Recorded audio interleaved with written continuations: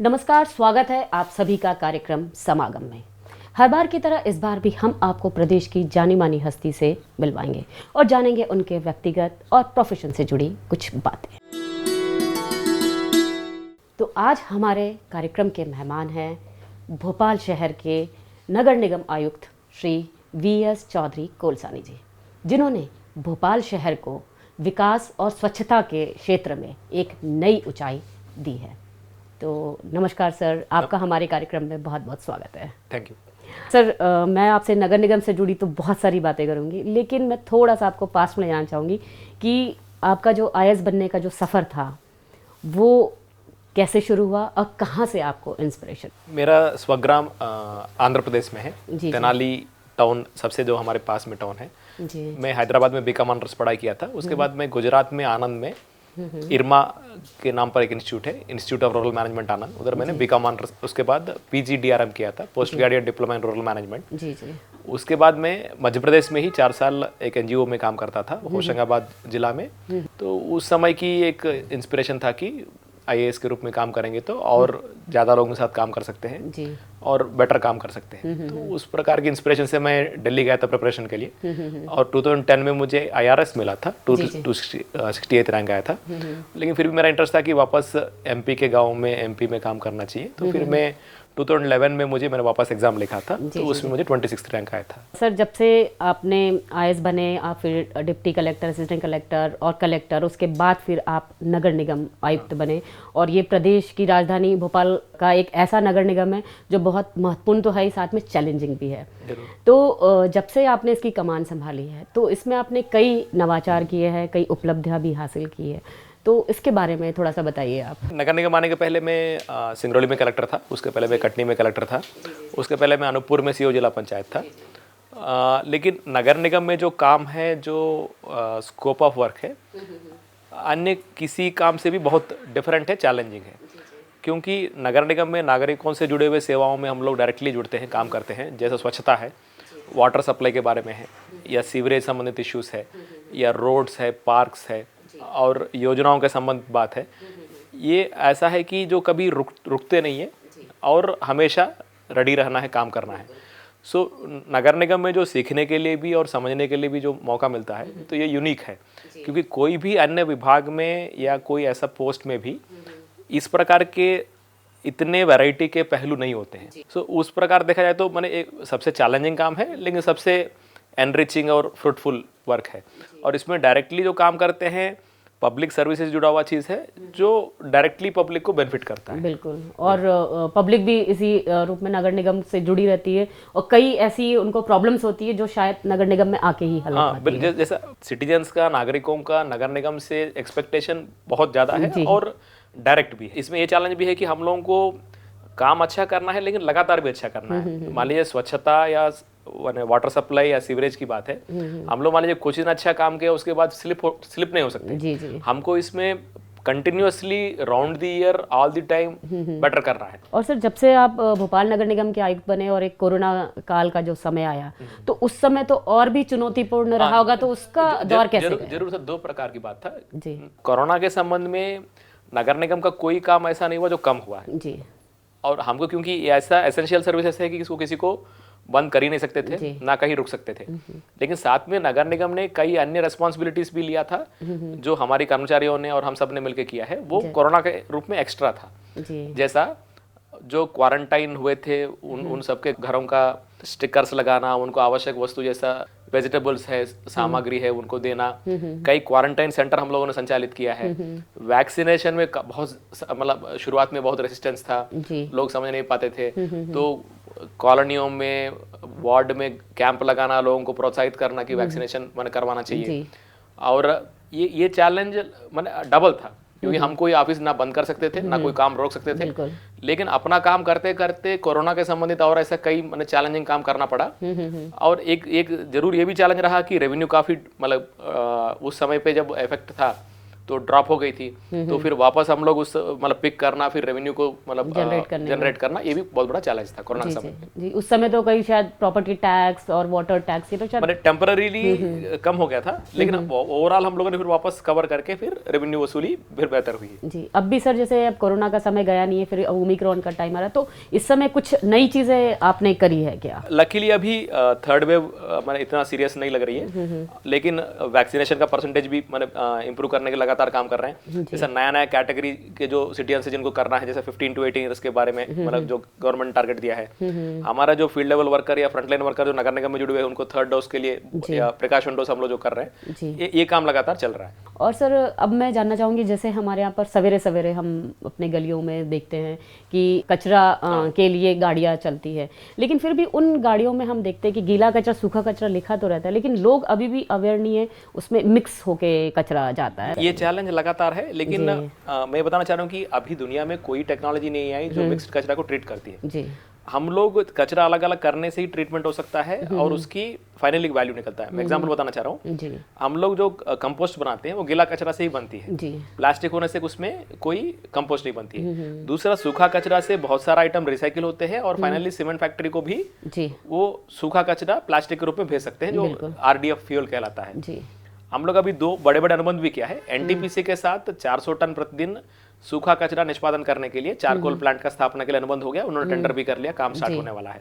इसी प्रकार गीला कचरा से CNG बनाने के लिए भी 400 टन प्रतिदिन वो ILFS के रूप में कंपनी के साथ अनुबंध भी हो गया, वो भी काम स्टार्ट होने वाला है। जी। लेकिन दोनों में क्रिटिकल बात यही है कि अलग अलग होगा कचरा दोनों काम आएगा, जी। यदि मिक्स होकर जाएगी तो दोनों काम नहीं आएंगे। जी। सो हम लोग जो डोर डोर कलेक्शन के लिए गाड़ियां जो उपयोग करते हैं, उसका मेन चैलेंज है कि घर घर पहुंचना है, घर से ही अलग करना है। जी। एक बार क्योंकि एक बार रोड पे गिर जाती है, नहीं तो कहीं पे ढेर लग जाती है, उसके बाद कचरा अलग अलग करना संभव नहीं हो पाता है। जी, जी। अभी काफी बेहतर इंप्रूवमेंट हुआ है। पहले हम लोग गीला कचरा सेपरेट करके मात्र 150 टन 200 टन ले पाते थे, अभी ऑलमोस्ट हम लोग 400 टन तक माने गीला कचरा सेपरेट करके ले रहे हैं। जी। कचरा निष्पादन के लिए एक ही मूल मंत्र है, इसके अलावा और कोई फार्मूला ही नहीं, ना कोई टेक्नोलॉजी है जी। जो मिक्स्ड कचरा को कोई ऐसा उससे काम हो सके। ओके। कचरा बहुत काम का है जब अलग अलग करेंगे, बहुत ही न्यूसेंस है यदि अलग नहीं करेंगे। जी। भानपुर अपने सामने एक बहुत बड़ा एग्जांपल है। जी। जब पूरा का पूरा कचरा बिना प्रोसेस किया हुआ डंप करेंगे, जी। वो ऐसा पहाड़ बन गया था जो मान लीजिए उसको मतलब ट्रीट करने के लिए, रिक्लेम करने के लिए हमको ऑलमोस्ट 50 करोड़ खर्च करना पड़ा। बिल्कुल।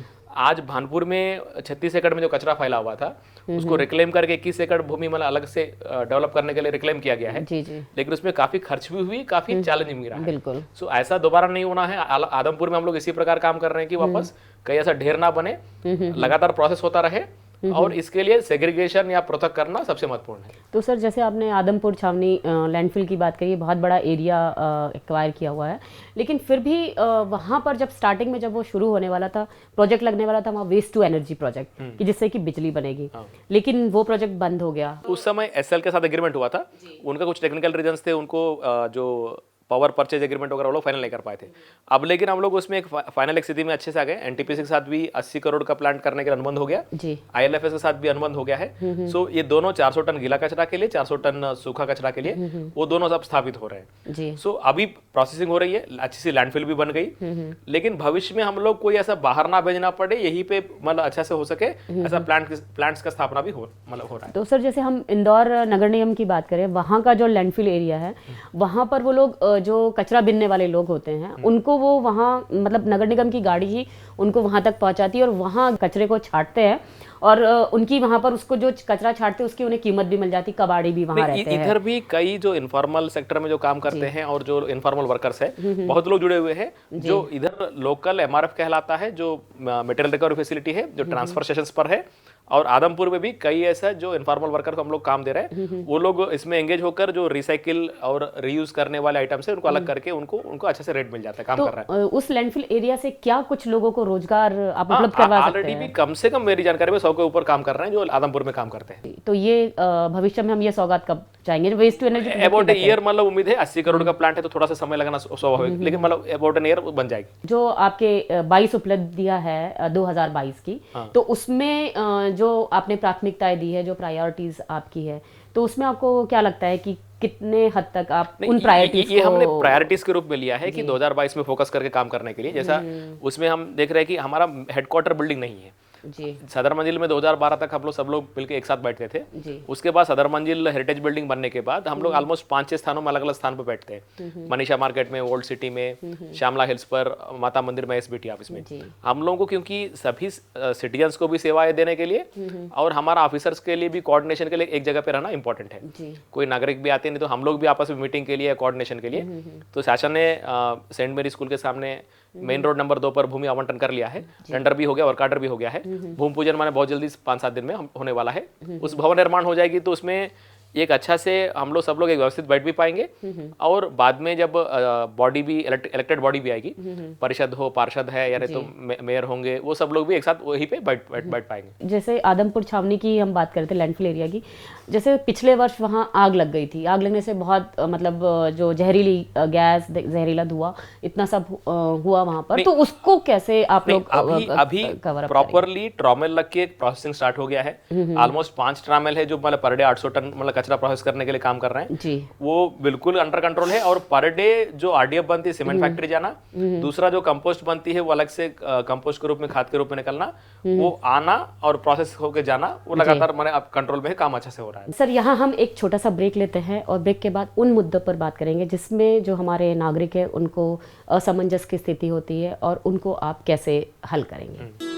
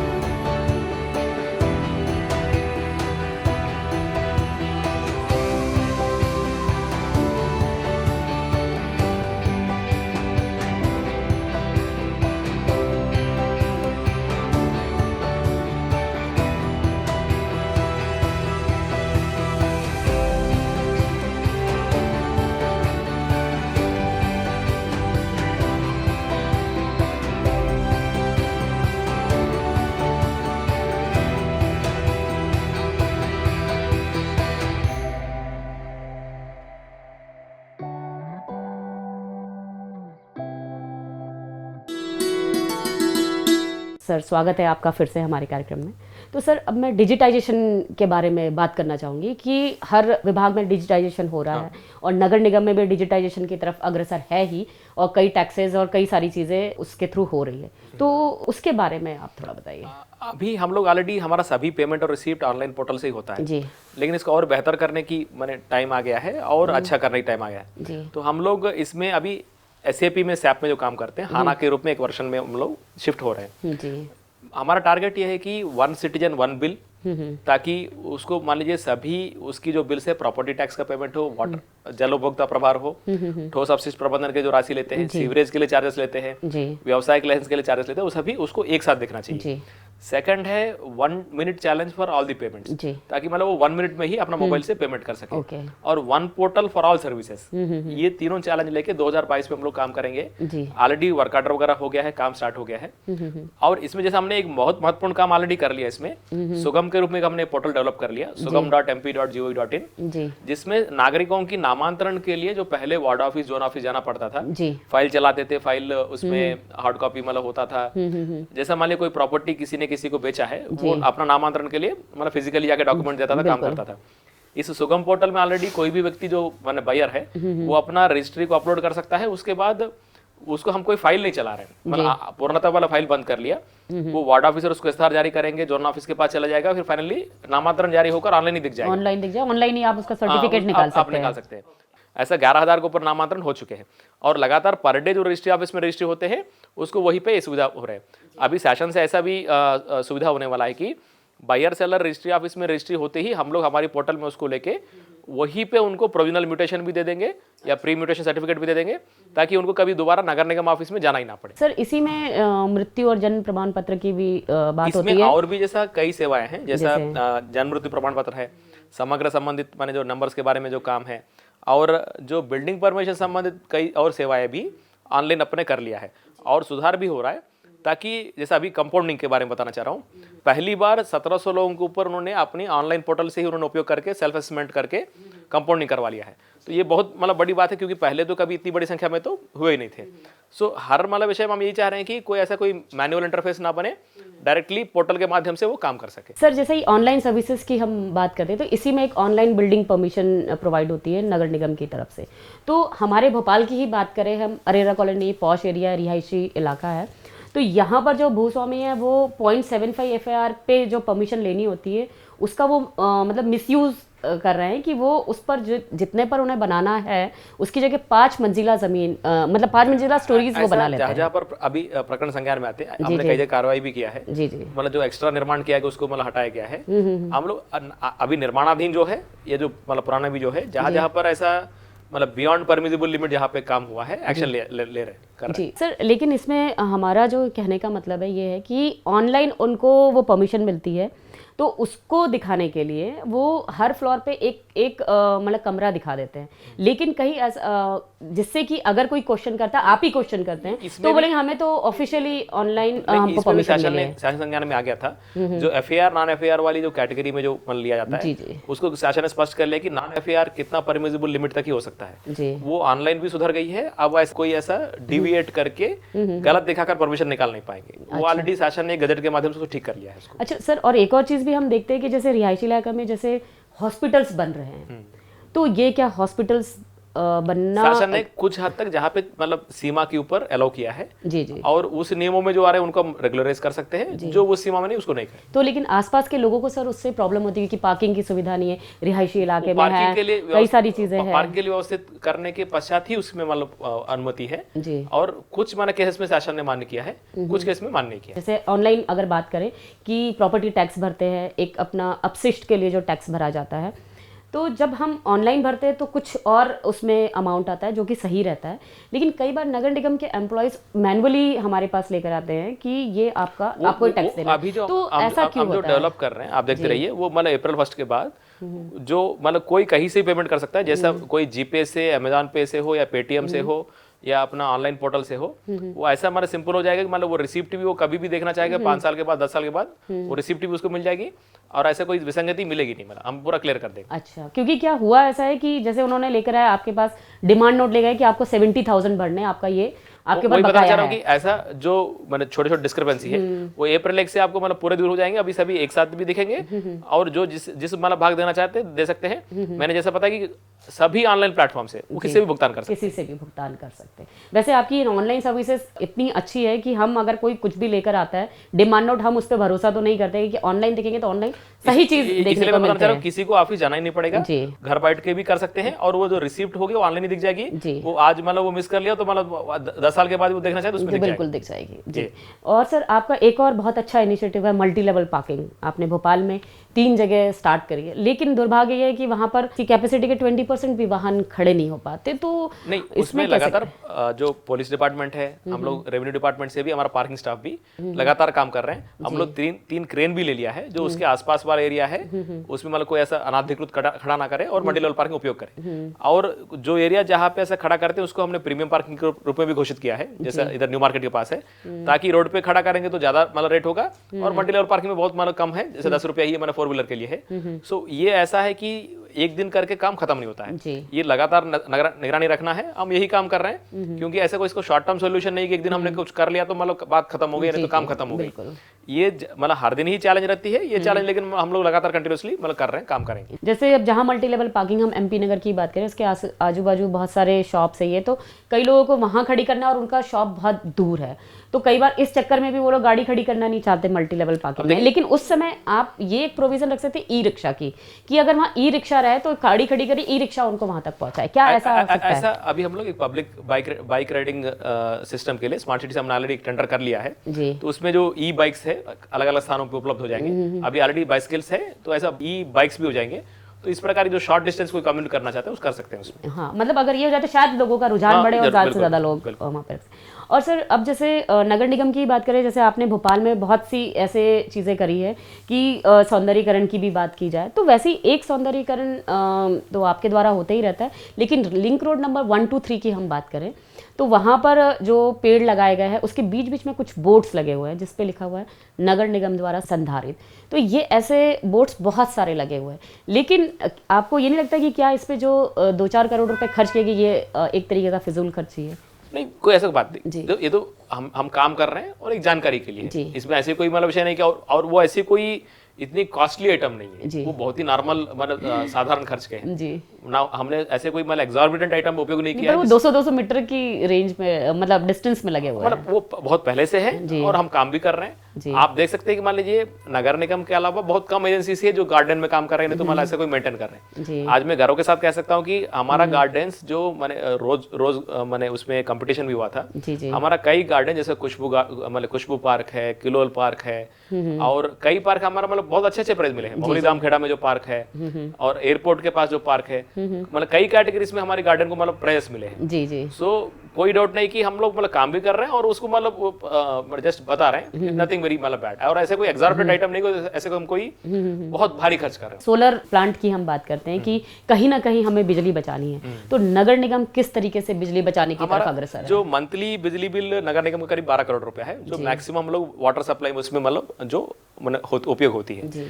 हम लोग ऑलरेडी भूमि चिन्हित करके 20 मेगावाट क्षमता की सोलर पावर प्लांट के लिए हमने टेंडर कर लिया है, अभी बिड प्रोसेस में है।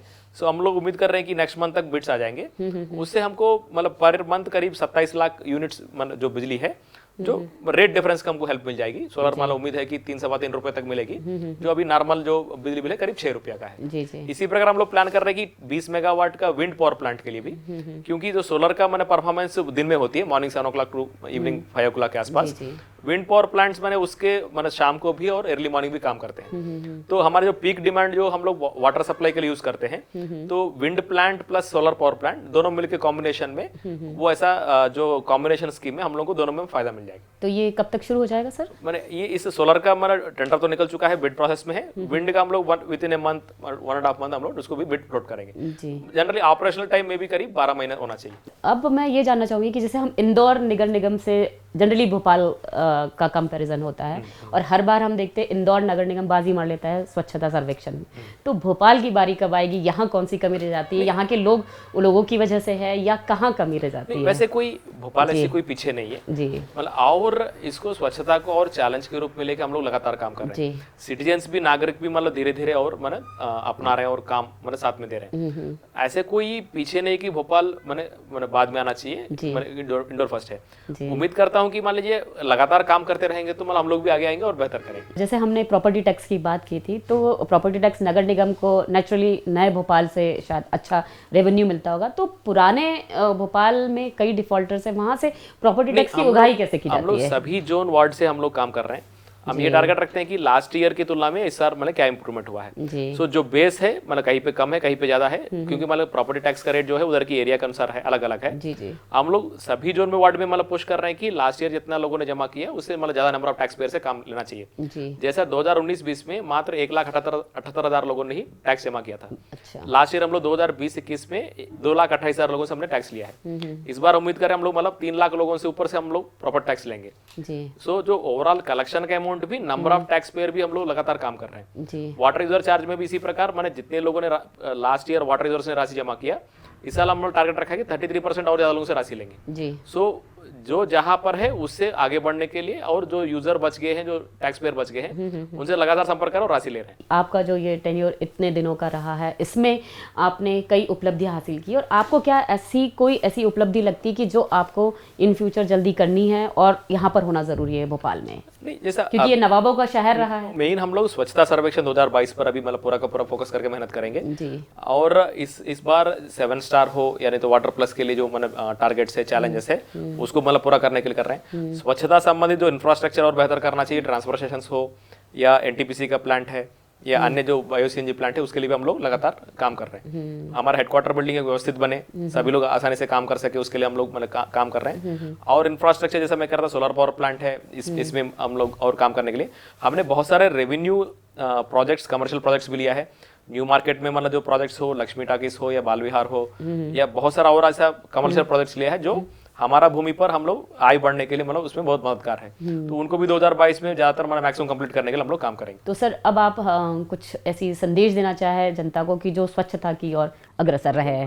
स्वच्छता बिल्कुल जो नागरिकों की सहभागिता से ही है। हम सबसे मैं यही अपील करना चाहूंगा कि जो गीला कचरा, सूखा कचरा अलग अलग देने की मतलब जो इम्पोर्टेंस है, लोग कोऑपरेट करके गाड़ियों में देंगे, रोड पे नहीं फेंकेंगे, और पब्लिक प्लेसेस को बेहतर मेंटेन करने के लिए मतलब योगदान देंगे। और कोई ऐसा कोई फीडबैक देना है, शिकायत मतलब देना है, तो हमारा बहुत सारे जो माध्यम है, सीएम हेल्पलाइन के माध्यम से हो या हमारा जो कॉल सेंटर है 155304 है, तो इनसे हम लोग डायरेक्टली उनकी मतलब समस्या का समाधान भी करेंगे। और स्वच्छता में भोपाल और नया मिसाल एक मतलब स्थापित कर सकता है।